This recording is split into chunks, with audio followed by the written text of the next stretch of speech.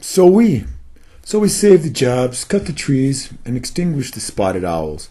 When the old growth is all cut and exported, what jobs then remain? If we saved a few trees and retrained some lumberjacks right now, maybe there would be some tourist jobs in the old growth with the owls. So we spend a couple trillion to secure democracy and oil in the Middle East. When those fields are tapped and sent to China, what will big oil then provide us? If we had spent a quarter of that money to develop energy independence, maybe we could abandon the sheiks and imams to their biting flies of their deserts. So we tithe without question $500 billion every year to the god of war. Why then can't we prevail against their homemade IEDs and crude truck bombs?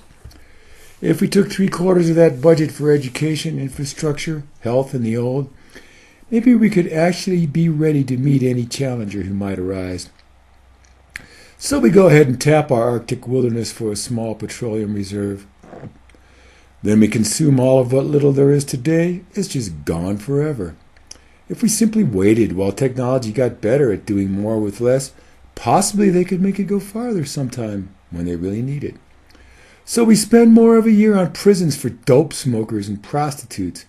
What value flows to society for the costs of their miserable upkeep? If we legalized and regulated, taxed and collected fees instead, we might even spend more on schools and stop the pimps and pushers. So we open up the force to entrepreneurs and activities of any stripe. When it's all built out, where then will we turn our holy bulldozers? If we preserve what rightfully belongs to generations yet to come, maybe they can tap potentials that we have never even dreamed of. So we conglomerate and merge and automate and globalize right up to the limit. When every worker toils for pennies, who will then be able to afford the flood of goods? If we reduce the human population and use resources more efficiently, maybe we won't all have to be reduced to a miserable common denominator. So we open a Walmart close to everyone in this great land of ours. Local businesses are buried beneath their semis stuffed with imports. If we have to pay a little more than that for their cheap knockoffs and generics, perhaps our towns will retain a bit of diversity and a few real jobs.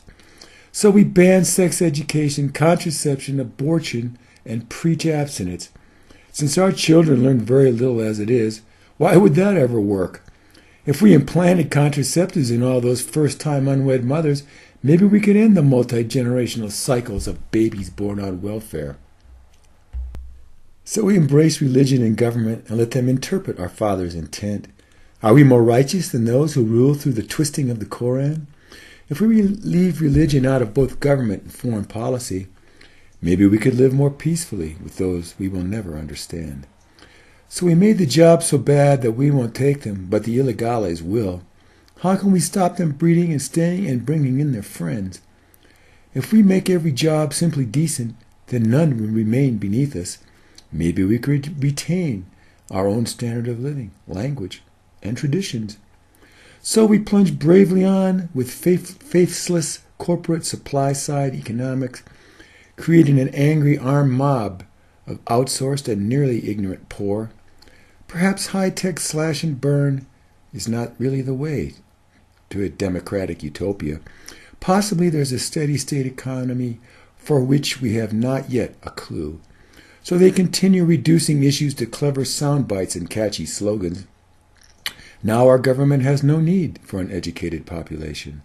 If we send the spin doctors back to hyping products instead of politicians, our brave leaders would have to learn to speak to us for themselves.